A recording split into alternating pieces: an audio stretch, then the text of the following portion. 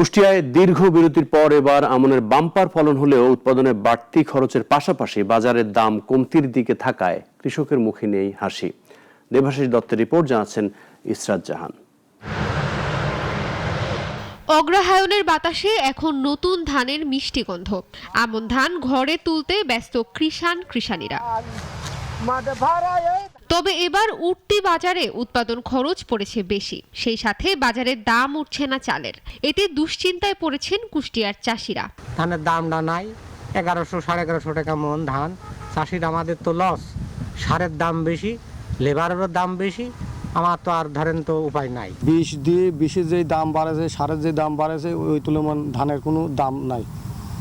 আমরা চাষিরা যেরকম দাম, একটা নির্ধারিত দাম থাকলে পারে সেই দামে বেচতে পারলে কিছু লাভবান হওয়া যায়। বাজারের এই অনিয়ন্ত্রিত পরিস্থিতিতে আমন আবাদ ছেড়ে নতুন ফসলের দিকে ঝুঁকছেন চাষিরা। এটা যদি লস হয়ে যায় তাহলে আমরা অন্য আবাদের দিকে আগ্রহ জানাবো।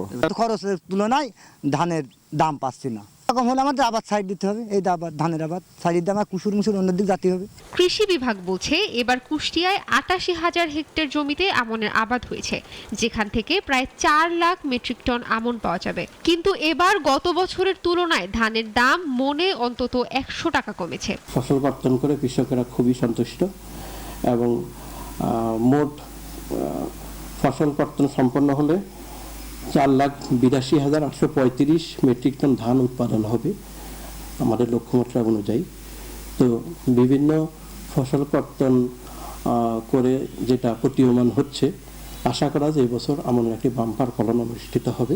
ধানের উৎপাদন কমলে চালের আমদানি নির্ভরতা আরও বাড়বে বলে মনে করছেন সংশ্লিষ্টরা। ইসরাত জাহান, নাগরিক।